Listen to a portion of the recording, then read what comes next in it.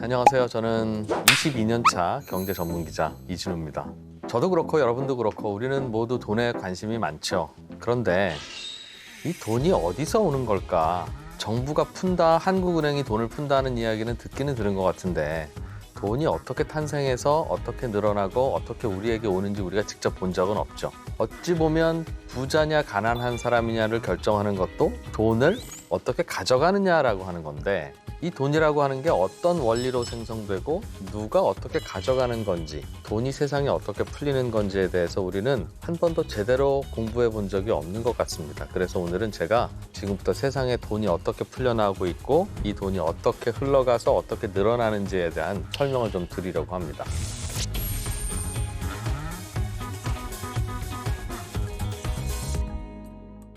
우리는 요즘 부자는 점점 더 부자가 되고 가난한 사람은 점점 더 가난해진다라고 말합니다. 그리고 부자들이 점점 더 부자가 되는 이유는 부자들이 가난한 사람의 돈을 빼앗아가고 있기 때문이다 라고 설명합니다. 마치 부자하고 가난한 사람이 서로 시소를 타면서 부자가 내려가면 가난한 사람이 올라가고 이렇게 시소를 타는 것과 같다고 우리는 생각해요. 그런데 이 말이 맞는 말이라면 부자들이 가난한 사람들의 돈을 빼앗아가는 걸 막으면 되잖아요. 부자들이 가난한 사람의 돈을 뺏는 건 대체로 불법일 테니까 아마도 경찰들이 일만 열심히 잘하시면 세상은 좋은 세상이 될 겁니다. 그런데 한 가지 의아한 게 있어요. 부자들이 점점 더 부자가 되는 건 확실한데 30년, 40년 전보다 지금 가난한 사람들도 조금씩은 더 나은 삶을 살고 있는 것입니다. 즉 빈부의 격차는 점점 더 커지고 있는 건 확실한데 가장 가난한 사람도 10년 전보다는 지금은 조금은 더 잘 살고 있다는 거예요. 실제로 통계도 그런가 한번 확인을 해보면 2003년부터 2016년까지 우리나라의 소득 상위 20% 집단, 소득 하위 20% 집단의 소득이 어떻게 늘어나는지를 보면 소득 상위 20% 집단은 연평균 1.9%씩 실질 소득이 오르고 있고요. 저소득 계층은 그보다는 폭이 낮지만 연평균 1.2%의 실질 소득 상승률을 보이고 있습니다. 그러니까 부익부, 빈익부의 경제 시스템인 것은 확실하지만 그 시스템 안에서도 저소득층의 소득도 점점 늘어난다는 거예요. 부자들도 소득이 많이 늘고 가난한 사람들도 소득이 그만큼은 아니지만 늘고 있다면 부자와 가난한 사람이 서로 이렇게 시소를 타는 게 아니라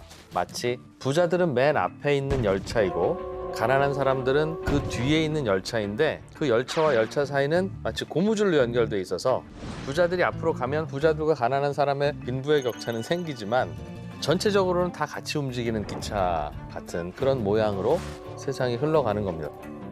전 세계의 소득 통계를 봐도 소득이 많이 늘어나는 계층과 적게 늘어나는 계층은 따로 있긴 하지만 전반적으로는 다들 소득이 올라가고 있습니다. 그리고 최근 20세기, 21세기에 들어서는 전 세계에서 매우 저소득층이었던 사람들의 소득은 더 많이 늘고 그리고 아주 상위권 소득도 많이 늘고 적당히 중산층이었던 분들만 소득이 줄어든다고 해서 그 모양, 그래프 모양이 코끼리 코 모양처럼 생겼거든요. 어쨌든 결론은 모두 다 소득은 조금씩 늘고 있다. 어떻게 전 세계 모든 사람들이 조금씩 더 부유해지고 있을까요? 지금부터 간단하게 제가 설명을 해드릴게요. 원리는 간단합니다. 대출 때문에 그렇습니다. 우리는 어떤 사람이 예금을 하면 예금한 돈을 대출을 해준다고 생각하죠. 은행은 중간에서 슈퍼마켓 같은 유통업자일 뿐이다 라고 생각하기 때문에 은행에서 돈이 늘어난다는 거를 상상하지 못합니다. 돈이 필요한 사람과 돈이 여유 있는 사람을 연결해 주는 것이 은행인데 중간에서 은행에서 돈을 새로 만든다는 건 우리는 이해할 수 없어 합니다. 그런데 실제로는 은행이 돈을 계속 만들어내고 있습니다. 없는 돈을 만들어내고 있다는 뜻이에요. 어떻게 만들어내냐면 월요일에 A라는 사람이 은행에 1억 원을 맡겼어요. 예금을 했어요. 그런데 화요일에 B라는 사람이 은행에 와서 1억 원을 대출해달라고 요구합니다. 그럼 은행은 대출을 해주겠죠? 그런데 수요일에 월요일에 1억 원의 예금을 맡겼던 사람이 다시 수요일에 은행에 와서 월요일에 맡긴 예금을 주십시오라고 하면 은행은 그 예금을 돌려줍니까? 안 돌려줍니까? 네, 고객님 드리겠습니다 하고 예금을 돌려줍니다. B는 자기가 빌린 돈으로 1억 원짜리 스포츠카를 살 수가 있고 A는 월요일에 맡긴 돈을 수요일에 다시 찾아서 역시 1억 원짜리 스포츠카를 살 수 있습니다. 월요일에는 전 세계에 돈이 1억 원밖에 없었는데 A, B가 화요일에 와서 1억 원을 대출을 해주는 순간 A도 1억 원이 생기고 B도 1억 원이 생겨서 수요일에 스포츠카 판매하는 분은 차를 2대를 팔 수 있습니다. 1억 원짜리 차를. 이렇게 세상에 돈이 1억 원이 갑자기 늘어난 건데 이 1억 원을 어디서 늘어났겠어요? 은행이 그냥 숫자 1억 원을 찍어서 세상에 태어나게 해준 겁니다. 은행과 대부업체는 조금은 다릅니다. 우리 입장에서는 돈을 빌려주는 곳이라는 건 똑같지만 대부업체는 본인들이 갖고 있는 돈을 손님들에게 그냥 빌려주는 거예요. 그러니까 대부업체에 1,000억 원이 있으면 1,000명의 손님에게는 1억 원씩 빌려줄 수 있지만 1,001번째 손님이 와서 또 저도 1억 원 빌려주세요 하면 못 빌려줍니다. 대부업체 돈이 떨어졌으니까요. 그런데 은행은 돈이 떨어질 일이 없어요. 과거에는 경제활동이라고 하는 게 아주 단순했습니다. 농업, 어업, 수렵 이런 걸 할 때는 비옥한 토지가 있는 것이 제일이었어요. 비옥한 토지를 찾아서 농사를 짓고 만약 더 부자가 되고 싶으면 비옥한 토지를 전쟁으로 빼앗아 오면 됩니다. 그래서 부자가 누군가가 되면 누군가는 가난한 사람이 되는 이런 제로섬 게임을 하던 것이 과거의 우리 인류의 역사였습니다. 그런데 현대의 경제활동은 계속 하늘에서 마치 장마철에 비가 내리고 겨울에 눈이 내리듯이 조금씩 매일 돈이 내려온다라고 상상하시면 돼요. 매일매일 하늘에서 1,000원짜리, 10,000원짜리 지폐가 떨어져 내린다고 생각을 해보죠, 우리. 이게 꼭 좋은 일은 아닙니다. 왜냐하면 떨어지는 족족 이 돈을 누가 쓸어 담느냐의 게임을 해야 되는데 그래서 우리는 이 게임을 힘센 사람이 가져가는 게임으로 하지 않고 누가 더 좋은 제품과 서비스를 만드느냐 경쟁을 벌이면서 서로 가져가도록 그렇게 룰을 만들어 놨습니다. 그래서 현대 사회에서는 부자 순위가 많이 바뀝니다. 조선시대에는요 500년 동안 제일 부자였던 사람의 아들이 계속 부자였어요.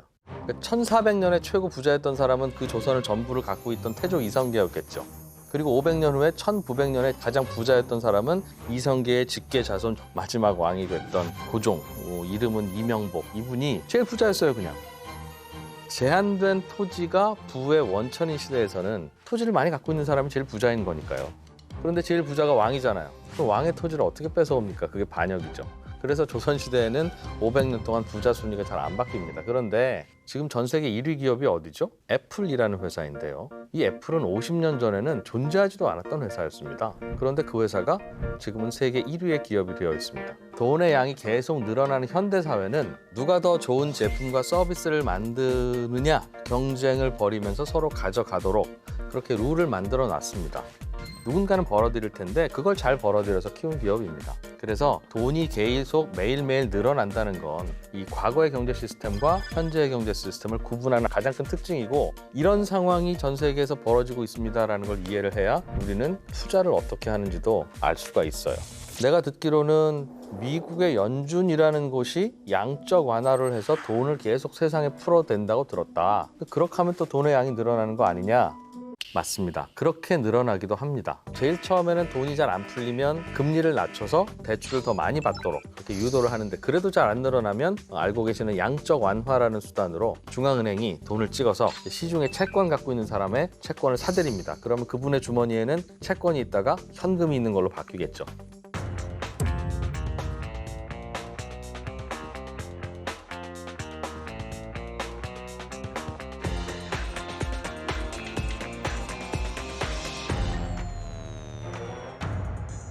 만약 미국에서 돈을 풀면 그러면 그게 우리나라에도 영향을 미칠까 하는 것도 꽤 궁금하실 수 있는 질문인데요. 이건 돈을 풀 때만 그런 게 아니라 우리나라가 수출을 잘해서 무역 흑자를 기록하면 역시 해외에 있는 달러가 우리나라로 들어옵니다. 달러가 우리나라에 들어오면 어떤 일이 벌어지냐면 한국은행이 돈을 찍어서 그 달러를 사들입니다. 왜냐하면 그 달러는 언젠가는 나갈 달러라고 생각하고 외환 보유액이라고 하는 걸 늘 보관을 하고 있거든요.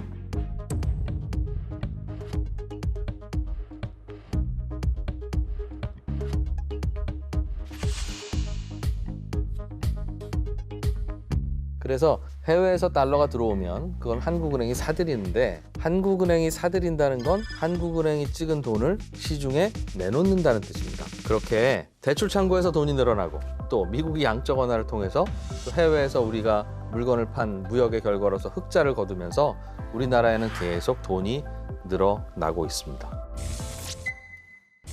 와, 그럼 세상에 있는 돈은 계속 늘어나기만 하고 이건 누가 컨트롤을 못 합니까? 이렇게 되면 일이 좀 커질 것 같은데요 하는 걱정이 혹시 드실 수도 있겠어요. 맞습니다. 많은 부작용들이 생기고 현대 경제 시스템의 많은 고민은 이렇게 늘어난 돈을 어떻게 하지? 라고 하는 고민이 대부분이에요. 그러나 돈이 늘어나지 않으면 오히려 더 최악의 결과가 옵니다.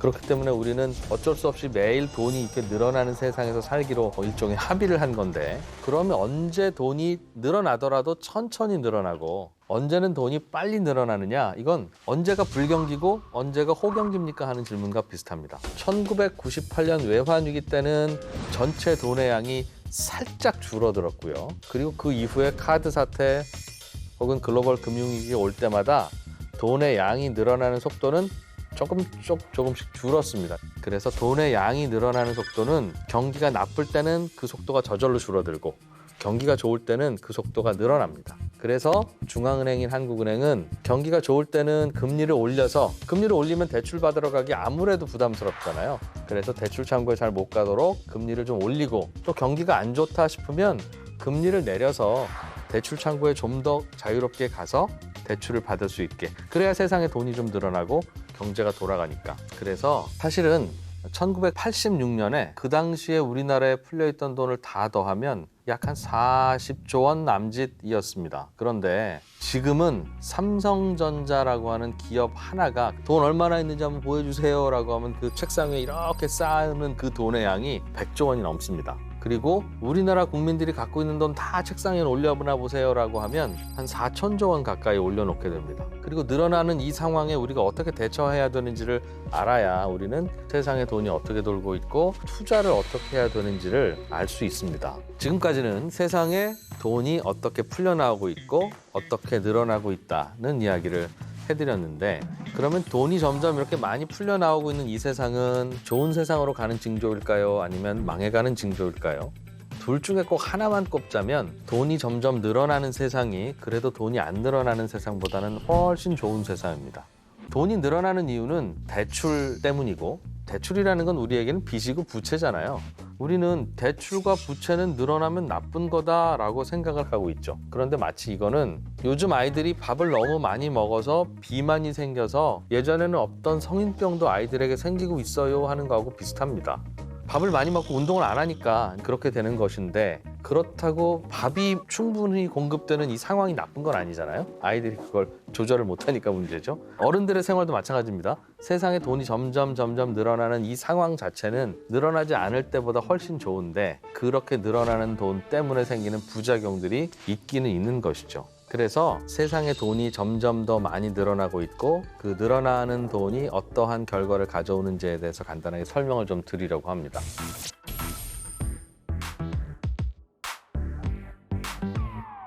어떤 점이 좋은 점이냐면, 과거에는 한 번 부자면 웬만하면 대를 이어서 계속 부자였어요. 그런데 지금은 과거처럼 그렇게 계층의 이동이 전혀 없는 상황은 아니에요.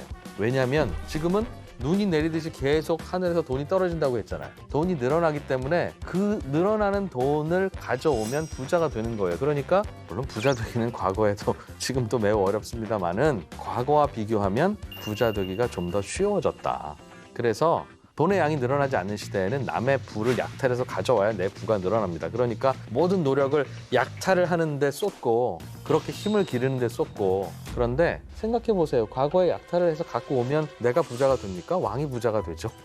평민들의 삶이 윤택해지려면 누군가는 좋은 농기구를 만들어서 일하기 편하게 만들어줘야 되고, 또 누군가는 좋은 옷을 만들고, 누군가는 좋은 집을 지어서 평민들이 그걸 서로 사고팔고 하면서 삶의 수준이 높아져야 되는데, 좋은 농기구를 만들려면 대장간이 있어야 되잖아요. 그런데 대장간 차리려면 돈이 있습니까? 안 먹고 안 입고 차근차근 돈을 모아서 수십 년 동안 모은 돈으로 대장간을 하나 만들어야죠. 그런데 기껏 대장간을 만들었는데 왕이 자, 옆 나라를 치자 하고 전쟁을 선포하면 그 대장간은 망하잖아요.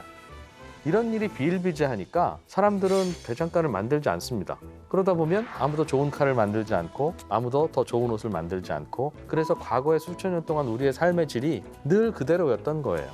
그런데 현대사회에 와서 대출이라는 시스템, 즉 아끼고 모으고 절약해서 20년 동안 모아야 대장간을 만들 수 있는 게 아니라 내가 대장간을 만들 수 있는 능력이 있습니다, 그리고 칼 잘 만듭니다 라는 걸 은행이 인정하기만 하면 여기 있습니다 라고 대장간 만들 돈을 빌려주는, 그러니까 대출받은 돈으로 대장간을 만들면 대장간에서 좋은 칼을 만들고 또 좋은 칼을 누군가가 사서 쓰기도 하고, 이러면서 그 덕분에 돈의 양이 늘어나기는 하지만 돈을 벌 수 있는 방식이 다양해지면 사람들은 전쟁을 일으키지 않아요. 과거보다 현대에서 전쟁이 덜 일어나는 이유는 핵무기가 무섭기 때문이기도 하지만 굳이 전쟁을 일으켜서 돈을 버는 거 말고는 다른 방법이 없는 과거와 비교할 때 좀 더 다양한 옵션들이 생겼기 때문에 그렇습니다.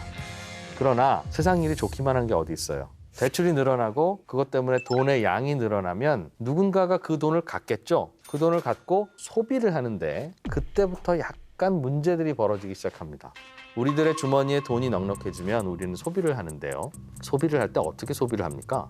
예를 들면 휴대폰을 산다고 가정해보죠. 여러분은 휴대폰 메이커는 굉장히 많은데 그중에서 어떤 휴대폰을 사고 싶으세요? 머릿속에 떠오르시죠? 대부분의 경우에는 애플 아니면 삼성전자 휴대폰을 선택하죠. 왜? 그게 좋으니까. 그러면 돈이 점점 많이 늘어나서 우리 주머니에 돈이 생겼는데 그 돈으로 휴대폰을 사는데 이 돈은 결국 어디로 가겠습니까? 애플 회사 금고, 삼성전자 회사 금고로 들어가서 쌓입니다. 그리고 다른 휴대폰 만드는 회사는 비슷하게는 만드는 것 같은데 한 몇 퍼센트 부족하다는 이유로 사람들이 외면하고 안 삽니다. 그래서 소비가 늘어나면 기업들의 양극화가 자연히 벌어져요. 왜? 소비자들은 조금이라도 좋은 걸 사거든요. 예를 들면 여러분 점심시간에 나가서 무슨 밥을 먹을까라고 결정할 때는 조금이라도 맛있고 조금이라도 가성비 높은 음식 고르잖아요. 그러니까 어떤 식당은 줄을 서는데 어떤 식당은 파리를 날리죠. 그래서 점점 더 양극화가 심해집니다.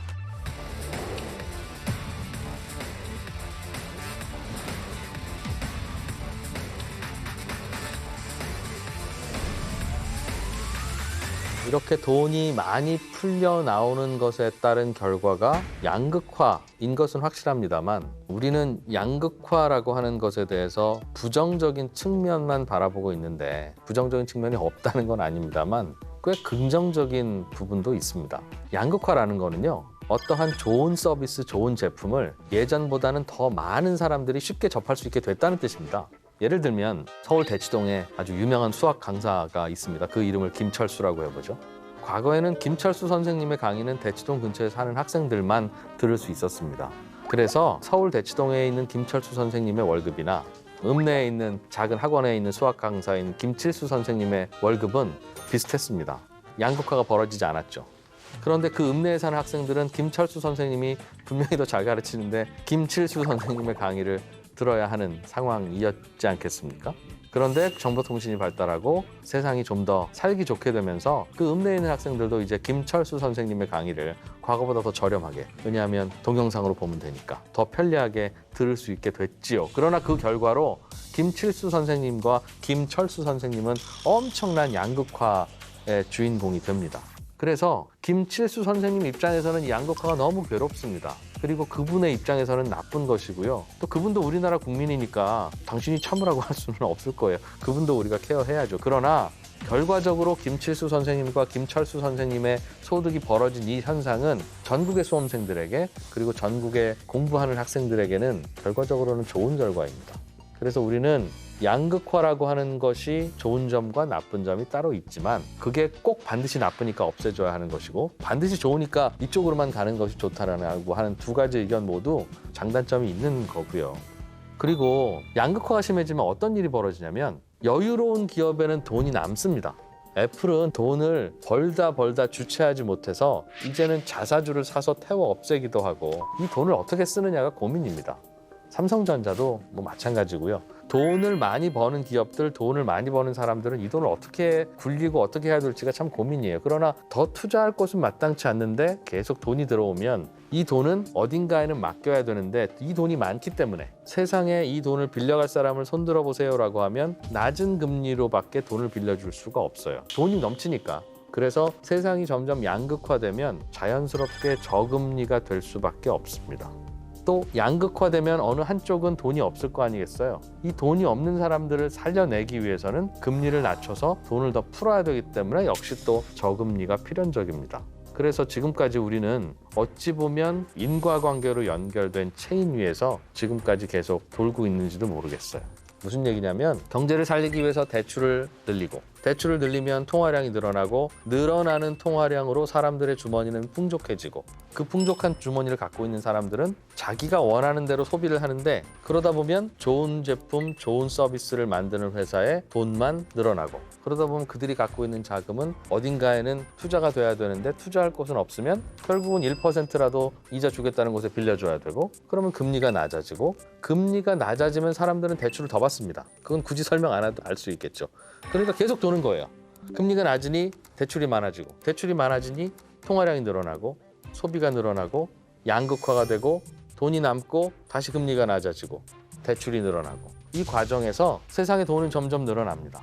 그래서 제가 지금까지 말씀드린 내용을 한마디로 요약하면 세상의 돈이 점점 늘어나는 건 필연적인 현상이다. 그래서 앞으로도 계속될 가능성이 높습니다. 이 필연적인 현상을 바꿀 수 있는 방법은 가끔은 있습니다. 예를 들면 대출이 늘어났는데 그래서 통화량이 늘어났는데 사람들이 소비를 안 할 수도 있죠. 전쟁이 난다든가 갑자기 두렵다든가 그럴 때도 있어요. 또 사람들이 소비를 했는데 기업이 양극화 안 되는 경우도 있습니다. 그럴 일은 별로 없을 것 같은데 사람들이 갑자기 야, 저 중소기업이 좀 불쌍하다. 나는 앞으로 한 2년은 아이폰이나 삼성폰 안 쓰고 저 이름 없는 폰을 쓸 거야 라고 사람들이 생각하기 시작하면 양극화가 덜 되긴 하겠죠. 아니면 양극화가 벌어지지 않게 하기 위해서는 또 하나의 방법이 있긴 있습니다. 뭐냐면 많이 버는 대기업이 중소기업들을 좀 도와주는 거예요. 우리는 아주 간단한 방법인데 대기업이 욕심을 내는 바람에 그걸 안 한다라고 생각을 하고 좀 더 욕심내지 마세요 라고 하면 대기업들이 그렇게 도와줄 것 같지만 실제로는 그게 어려운 이유는 욕심 때문이 아니라 예를 들면 삼성전자에 무슨 제품을 납품하는 중소기업이 있다고 치죠. 이 중소기업은 삼성전자에만 납품하는 게 아니라 애플에도 납품하고 화웨이에도 납품합니다. 그런 회사가 좋은 회사거든요. 그런데 삼성전자가 이 중소기업에게 더 후한 대금을 주거나 아니면 뭔가를 지원을 해주거나 하면 이 중소기업은 그렇게 해서 힘을 키워서 더 좋은 제품을 더 저렴하게 애플과 화웨이에도 납품을 합니다. 결과적으로 그게 경쟁사를 살찌우게 되면 삼성전자 주주들 입장에서는 바보짓을 한 게 된 거예요. 그렇지 않겠습니까? 그리고 이런 생각을 해보죠. 10억에 산 아파트가 20억이 됐어요. 그래서 시중에 내다 팔면 20억에 팔 수 있는데 어떤 사람은 이런 생각을 할 수 있습니다. 야, 나는 별로 한 것도 없는데 돈을 이렇게 많이 벌었으니 이 아파트를 사러 오신 분에게 20억에 팔 수 있지만 15억에 팔자. 나는 조금만 먹자. 잘못하면 양극화되니까. 라고 생각해서 20억짜리 아파트를 15억에 파시는 분이 있습니까? 아니면 그 파는 행위가 과연 양극화를 줄이는 일일까요? 그게 아니라 20억짜리 아파트를 15억에 산 그 운 좋은 다음 사람만 그냥 5억 원을 버는 겁니다. 그렇지 않겠어요? 그래서 어떠한 대기업이 혹은 어떠한 부자가 부를 덜어서 나눠주는 행위라는 건 실제로 실행에 옮기려고 하면 항상 문제가 생깁니다. 우리는 세상이 활발하게 돌아가고 경제활동이 치열할수록 양극화가 심해지고 부의 세습이 심해진다고 생각하지만 실제로는 그 반대입니다. 세상에 돈이 늘어나지 않으면 아무것도 없이 무일푼으로 태어난 우리들은 어디서 돈을 벌겠어요? 스티브 잡스처럼 50년 전에는 아무것도 아니었던 소년이 세계 최고의 기업을 만들려면 경제활동이 활발해지고 돈의 양이 늘어나고 그것 때문에 양극화와 자산 격차는 생길지언정 계속 경제가 활발하게 돌아가야 그중에 나도 한 몫을 가져올 수 있는 것이지 양극화와 자산 격차가 벌어지는 게 싫다고 돈의 양이 늘어나는 걸 딱 중단을 시키면 경제적으로는 더 큰 충격이 오고요. 더 좋지 않은 사회가 온다는 거예요. 그래서 제가 조금 전에 설명드렸던 그 필연적인 사이클, 대출이 늘어나고 통화량이 늘어나서 소비가 늘어나면 그게 다시 양극화로 연결되고 그게 다시 저금리로 연결되고 다시 대출이 늘어나는 이 상황은 여러 가지 그 과정에서 고민도 생기고 부작용도 생기겠습니다만 지금까지 우리 인류가 발견한 그나마 가장 괜찮은 경제 시스템이고 그것이 돌아가는 것에 있어서는 그렇게 되지 않을 별다른 이유가 없어서 앞으로도 점점 더 돈의 양은 늘어나고 그 늘어나는 돈의 양을 어떻게 누가 가져가느냐의 경쟁. 여기서 우리가 어떻게 대응해야 되느냐를 빨리 아는 게 앞으로 우리가 투자를 어떻게 해야 되느냐를 정해주는 좋은 정답이 될 겁니다. 세상에 돈이 점점 더 많이 늘어나고 있고 그 늘어나는 돈이 어떠한 결과를 가져오는지에 대해서 간단하게 설명을 해드렸는데요.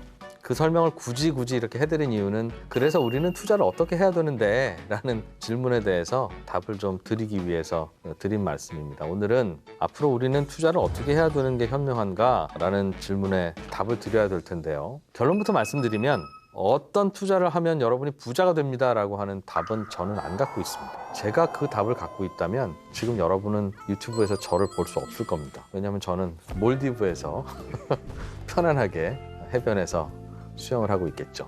그 어떤 경제 전문가도 그 어떤 투자 전문가도 정답은 알고 있지 않습니다. 그렇지만 우리가 투자를 함에 있어서 알아야 할 원칙은 좀 있는 것 같습니다. 그걸 여러분께 말씀드릴게요.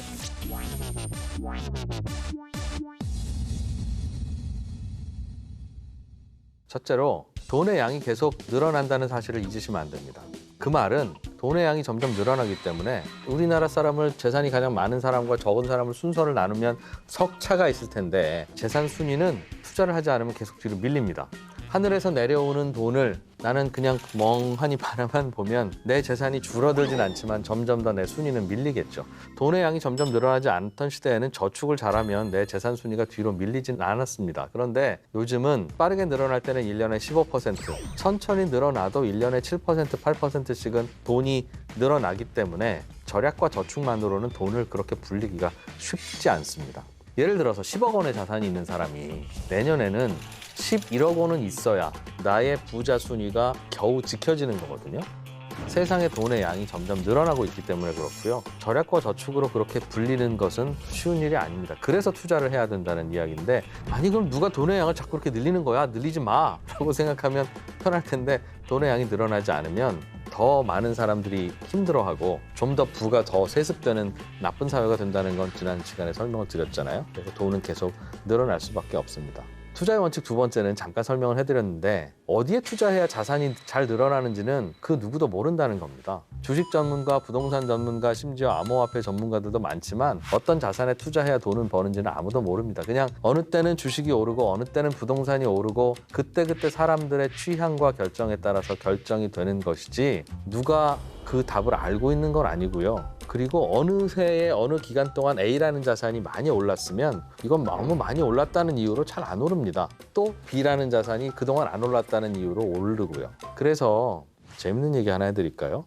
투자의 대가라고 알려진 미국의 워렌 버핏이라고 하는 분 아시죠? 그분은 자기 아내에게 이미 유언장을 만들어 두었다는데 무슨 내용이 있냐면 여보 내가 당신보다 먼저 가거든 당신에게 물려준 이 재산을 미국의 S&P 500 지수를 그대로 따라가는 펀드에다가 다 넣어두시오. 솔직히 워렌 버핏쯤 되면 내가 죽고 나면 20년 후에는 이 주식이 오를 거고 10년 후에는 저 주식이 오를 거라고 해서 찍어줄 만도 하지 않습니까? 자기 아내인데 워렌 버핏도 모르는 겁니다. 그러니까 투자를 해야 되는데 뭐가 오를지는 사실은 하느님도 모르는 상태인 게 지금 우리가 처해져 있는 상황입니다.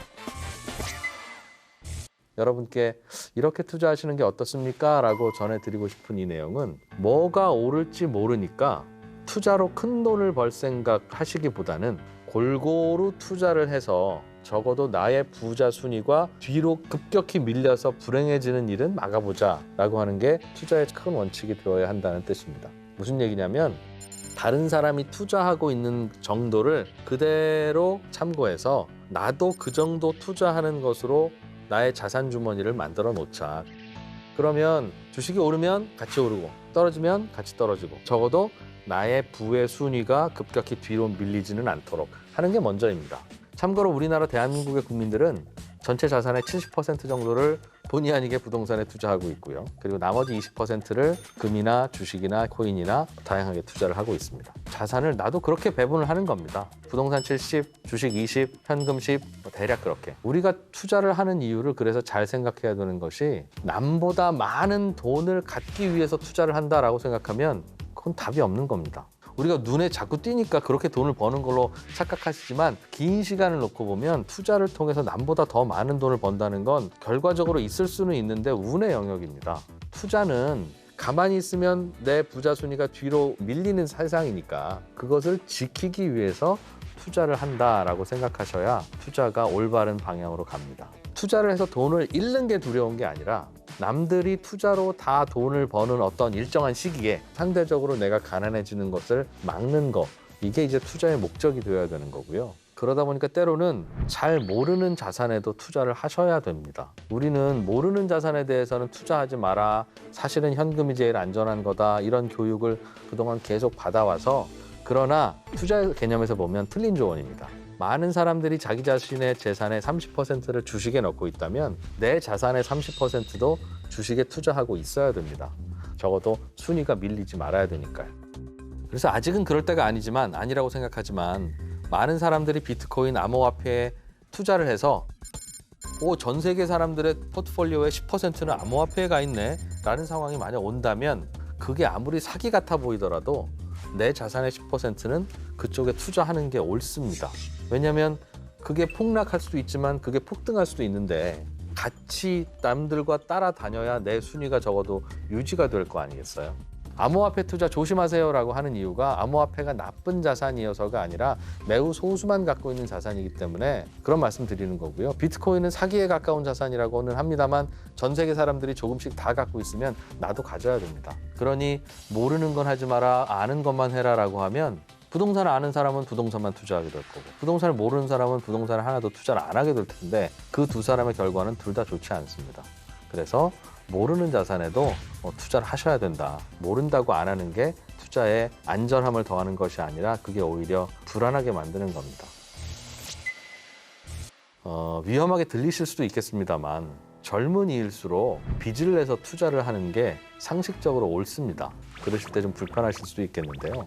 설명을 일단 한번 들어보세요. 지금 돈이 한 푼도 없는 젊은이라도 은퇴할 때쯤 되면 지금 가치로 약 한 20억 원 정도의 돈은 버실 수 있을 겁니다. 내가 특별한 이유가 없으면 계속 회사를 다니거나 사업을 하든가 자영업을 하든가 혹은 이 자격증으로 돈을 벌면 한 평균적으로 한 40년 동안 20억은 벌 수 있을 거니까요. 그런데 이 40년 후에 20억이 모여지면 나의 재산 포트폴리오는 어떻게 되어 있겠습니까? 그냥 현금 20억만 있는 거잖아요. 그런데 제가 투자를 하는 요령은 자기의 포트폴리오를 다른 사람들이 갖고 있는 정도는 비슷하게 맞춰 놓는 게 더 안전한 투자 포트폴리오라고 말씀드렸죠. 그러면 젊은이들은 젊을 때 어차피 나는 20억이 생길 거니까 20억의 약 70%에 해당하는 이 돈을 부동산 자산을 만들어야 되겠다. 방법이 뭐가 있죠? 부채와 대출을 끌어들이는 방법밖에 없습니다. 지금 부동산 포트폴리오를 만들어 놓으면 오를 수도 있고 내릴 수도 있습니다. 그러나 우리의 목표는 이걸 가지고 남보다 더 많이 재산을 불리는 게 목표가 아니라 현금의 양이 점점 늘어나는 이 사회에서 부자의 순위를 뒤로 밀리게 하는 이런 일이 벌어지지 않기 위해서 하는 투자이니까 지금부터 만들어 놔야 된다는 거예요. 그게 더 수익률이 높을지는 알 수 없지만 안전하다는 겁니다. 오를 거기 때문에 지금 사라는 말씀이 아니라 다른 사람들이 만들어 놓은 포트폴리오대로 유사하게 빨리 만들어야 오를 때는 같이 오르고 내릴 때는 같이 내리면서도 이것 때문에 내 삶이 영향을 받지 않는 상황이 되기 때문에 그렇게 하셔야 되는 겁니다. 반대로 내 나이가 60살이다. 이분은 얼른 부동산을 파셔야 됩니다. 왜냐하면 앞으로 현금 들어올 일이 없잖아요. 이분은. 나이가 60세시니까. 그럼 갖고 있는 현금은 계속 줄어들 거 아니겠습니까? 5년 후, 10년 후에는 나는 현금이나 주식은 별로 없고 부동산만 있는 상황이 되는 겁니다. 이분도 미래에 내가 어떻게 될지 생각하고 지금부터 부동산을 파셔야 되는 거예요. 젊은 분일수록 가만히 나의 상황을 들여다보면 나는 현금이 너무 많구나 라는 걸 알게 되실 겁니다. 회사에서 월급을 받는데 월급으로 주식이 나오겠습니까? 현금이 나올 거 아니겠어요. 계속 앞으로는 나는 현금만 들어오는 사람인 겁니다. 그런데 자산 전체를 현금으로 만들면 안 되니까 빨리 현금이 아닌 자산을 젊을 때는 만들어야 되는 거고요. 그래야 전체적인 포트폴리오가 무너지지 않는 거죠. 그리고 그 과정에서 돈이 필요하면 과감한 대출이 필요하다. 젊은이들은 미래에 들어올 현금이 있으니까 그걸 미리 당겨서 쓰는 건 나쁜 일이 아니라 효율적인 일입니다. 과거에 우리가 농경사회에서 생활할 때는 곡식을 낭비했다는 결과이기 때문에 빚을 내는 거예요. 그러니까 좋지 않은 겁니다. 지금도 그래? 그러면 대출을 끌어서 내가 갖고 싶었던 수입차를 사야겠어 라고 하는 대출은 바람직하지 않습니다. 그러나 자산 포트폴리오를 만들기 위해서 대출을 활용하는 것은 젊은 나이일수록 적극적으로 활용을 해야 그 포트폴리오가 빨리 만들어집니다. 부동산 70, 주식 20, 현금 10이 바람직한 포트폴리오는 아닙니다. 결과적으로는 어떤 게 더 좋은 수익을 낼지는 알 수 없어요.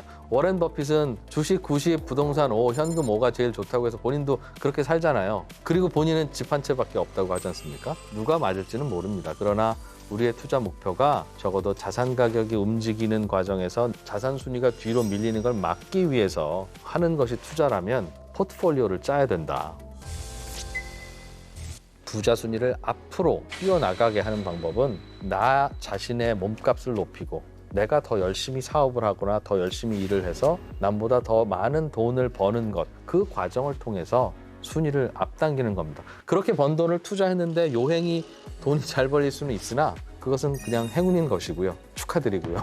그러나 그게 방법이자 방향이 돼서는 안 된다. 그래서 세상이 돈이 이렇게 많아지고 그로 인해서 많아지는 돈을 어떻게 굴려야 할지 다양하게 고민하는 이 현대사회 시스템을 간단히 설명드렸고요. 여러분이 아마 상식적으로 알고 있었던 것과는 좀 다른 이야기일 수도 있었겠으나 그렇게 생각하는 게 한 번쯤 생각해 볼 만을 하겠네라는 생각이 혹시 드신다면 이 영상을 보신 여러분들은 시간을 투자하신 보람이 있으신 거겠네요. 고맙습니다.